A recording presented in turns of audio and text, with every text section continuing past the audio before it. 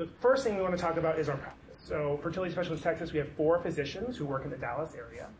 My office is specifically in Dallas itself, and we have our main office is in Frisco, and another office in South Lake, which is right next to DFW Airport. Okay? We offer all fertility practice services. The only thing that you guys would need to find without us or with our help would be a surrogate. Okay? So we have in-house egg donors, but we also work with other surrogacy and egg donor agencies throughout the country. So if you have someone that you have in mind that you want to use, we can work with that as well. So today I want to talk about, which I know you already have to talk a bit about the process of what you guys will go through. So generally, if you want as little time in Texas as you need, which I encourage you to enjoy Texas. The weather is great there.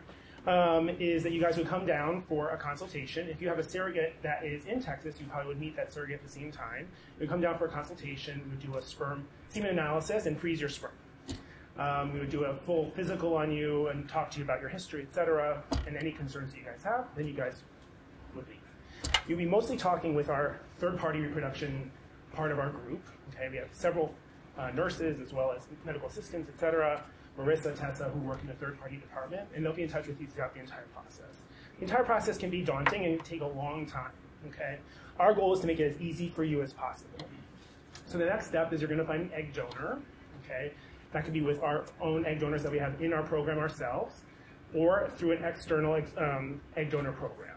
Those egg donors would then come to our office, also be medically screened, and set up for the entire process of going through the process of IVF. Okay, now that can last anywhere from the time that they start their medications to the time that they have their egg retrieval. Takes about 12 days. Okay, but the whole process can take about 3 months total. Okay, you can be as involved or as little involved as you want in that process. And then after those eggs are retrieved, you would use your sperm. One decision you have to make is if we're going to split the eggs or between 2 partners, sperm, or if one partner wants to provide the sperm. So let's say you have an egg donor that's going to have hopefully over 20 eggs. Our average is about 17 for an egg donor, okay? But ideally we get as many as we can safely, okay, for the egg donor. Say we have 22 eggs. So if you guys decide to split those eggs, you're going to have 11 each that are going to be fertilized. We'll call you the next day with fertilization results and let you know. Typically about 90% of eggs fertilized, okay? So we're down from 22 down to, let's say, 18. Okay. At that point, they're sitting in a petri dish and they're growing. So on day 3, we check again, we reduce again. So we are now from 18 down to maybe 14. Okay. Then on day 5, that is when that goes down to maybe 9. So about 50% of eggs will make it to day 5. They're then sampled for genetic sampling, and then frozen. So pause at that point in the cycle. Okay. Genetic testing comes back in about a week, and with that genetic testing, it's called PGS, or you might hear PGT, or something like that. That's when we're looking at the total chromosomal complement of those embryos. So you'll know if it's the correct number of chromosomes in the embryo, as well as if it's a boy or a girl, if you want to know that. Okay. A week later, we get a report that tells us chromosome is normal or abnormal, and if it's a boy or a girl. Okay. So then we're down. Generally, these are young women donating eggs, and you're down from, let's say you wrote what were you at? 8. 22. From 22 down to 8, probably down to like 4 or 5. Okay, at that point. So at this point, hopefully concurrently, you're also working with a surrogacy agency. At this point, you have a surrogate who's lined up. That surrogate will also come to our office. They'll be screened as well, okay, to make sure everything medically is okay. And they'll be started on medication. Their part of this is a much simpler part, actually, than the egg donor. Much fewer medications, many fewer injections, many fewer visits, but much more involved with you guys. You'll know your gestational carrier much better than you probably know your egg donor. So they will come in for a couple of visits. I do recommend, if you guys can, come down for the transfer. It's a really kind of exciting moment when we're transferring the embryo. And then we wait. We do a blood test to see if they're pregnant. And then a couple weeks later, we do an ultrasound. That's a really fun ultrasound that I really do recommend. If you can't make it down for the transfer, the first OB ultrasound is really exciting and emotional experience to see your baby for the first time, right? So you can always Skype or FaceTime in for any of these things as well, which I know a lot of people do nowadays. It's much easier than flying 2.5 hours. So, so then, yeah. When do you do the blood test to see if the pregnancy has occurred? Generally, about 2 weeks after the transfer. 9 days and 2 weeks after the transfer. and see if they're pregnant. Then we follow that number. You won't be able to see the pregnancy for a couple weeks after that as well, and to make sure it's normal, that number as well. So then we do typically 2 ultrasounds. We'll do one OB ultrasound to make sure it's growing normally the next week, the embryo, and then we release that patient off to their OBGYN. And then it's up to you guys to parent these children when they're born. Good luck. You know, as I said before this morning, like, this is a very personal thing for me. I know one day, hopefully, I'll be able to do this as well. But you know, what we're here for is to help you make this as easy as possible. So, any questions you have, we're very available, and we have a whole team devoted to making this as easy as possible for you. Dr. Goldstein has been very involved in this for a very long time, and that's one of the reasons why I joined this practice. Was that it was really important to me too. Do you have any questions?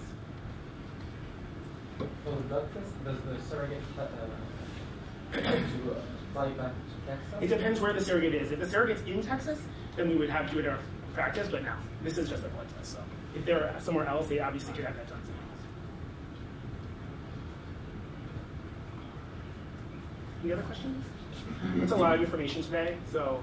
On average, from start to finish of that whole process you discussed, how long does that take? It depends how on top of everything everyone is. So if you have your egg donor lined up, you have your surrogate lined up, everything is ready to start, it can take as little as 3 months. But generally, it can take like a year to get everything lined up and ready to go. And it's a lot of people involved, right? You're dealing with several different people, several different agencies. So I definitely would say that if you use our in-house donors and stuff, it does streamline things, right? Because you're dealing with 1 or 2 programs, us and a surrogacy agency, versus 3.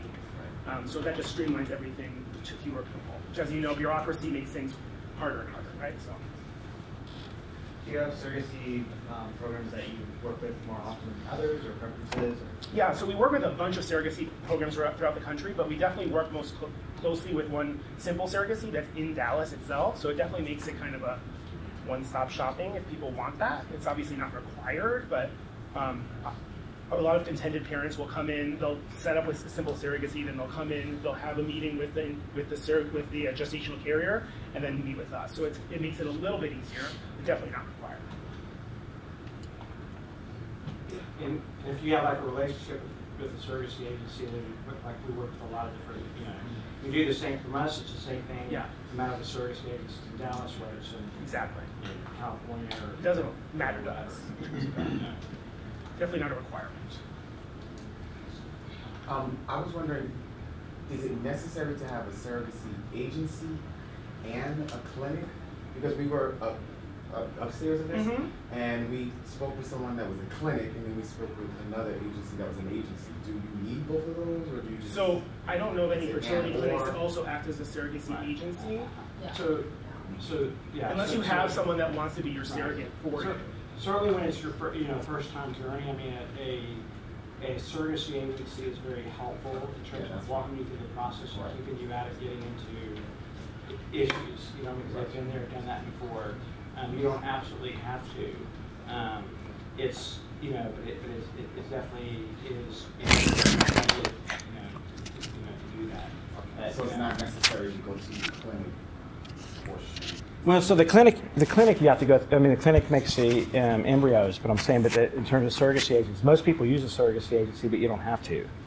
Yeah, if you had, if someone had a sister or something that wanted to carry a baby for them, you wouldn't necessarily have to use a surrogacy agency because you have someone who's going to be your gestation carrier.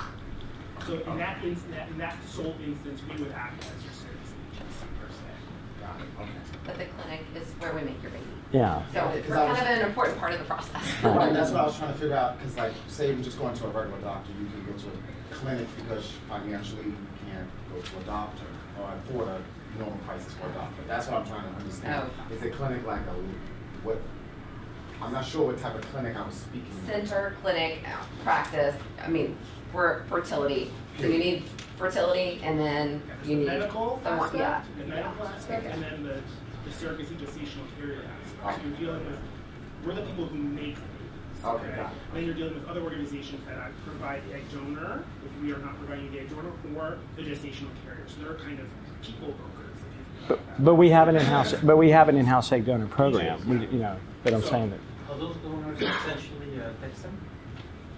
Our in-house egg donor programs are Texans, or people that we've actually seen and later evaluated ourselves. But we don't have to. It's like like I tell people, if you're looking for someone that's like 6'2" and has like an SAT score of 1800, we probably don't have that person. But I mean, we work with a lot of agencies. We have agencies that will that we work with, that we feel very comfortable with, that we can refer you to, that will that they would see the donor and then send it to us, and then we would do the screening. So on that note, what is your screening process In terms of egg donors, so it's a standard screening process. We do all the genetic testing on the egg donors, looking for things like cystic fibrosis or Fragile X, or other problems that are recessively linked. And we do standard screening for sexually transmitted infections, for drug use, things like that. And then we also do a psychiatric screening as well to make sure that these are people who are not motivated by outside sources and things like that to become an egg donor, that they're appropriate to be an egg donor. So an FDA is a major part Yeah, of what we do that's with STI. egg donors as well. So they have to pass through an FDA panel, with a blood draw essentially, and that's done with a 30 days for result. And then for so say one embryo is chosen, the other embryos Are frozen.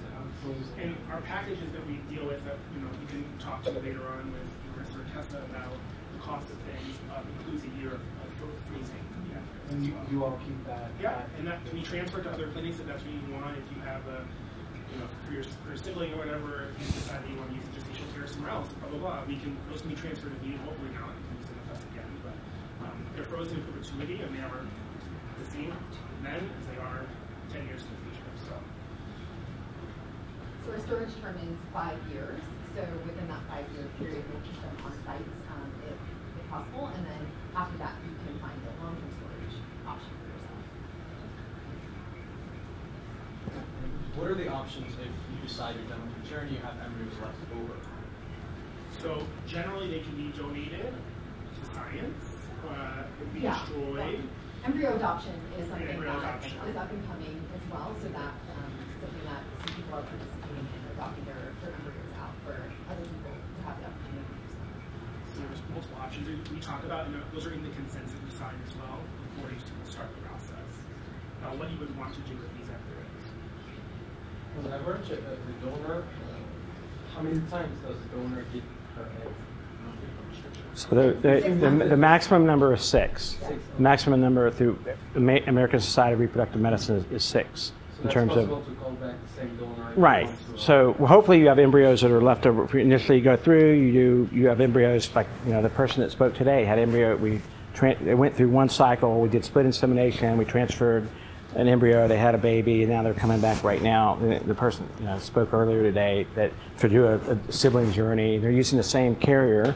Actually, if they used they used before, but they don't have to do the first part because we already have embryos frozen. So you will thaw the embryo from the partner, and and hopefully happen. Yeah, if you have frozen embryos, that part of the journey becomes a lot more simple, obviously, since you don't have to deal with the whole part of getting an egg donor again, hopefully, and you just have to thaw an embryo and